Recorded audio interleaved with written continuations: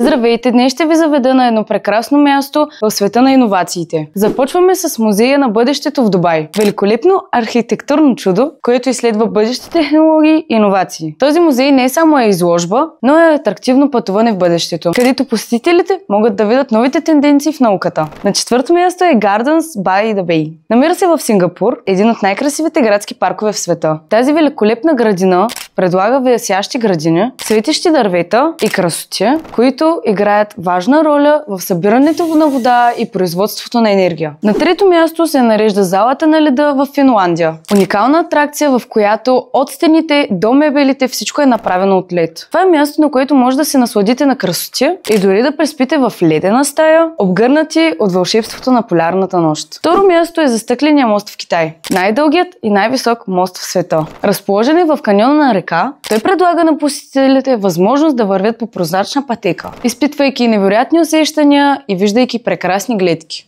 И на първо място е тематичният парк Tomorrowland в Белгия. Известен с единствения по рода си музикален фестивал, този парк превръща визията в реалност. Това не е просто фестивал, а място, където технологията и изкуството се срещат, за да създадат едно незабравимо преживяване на посетителите от цял свят. Пишете ни в коментарите коя атракция бихте посетили. До следващия път!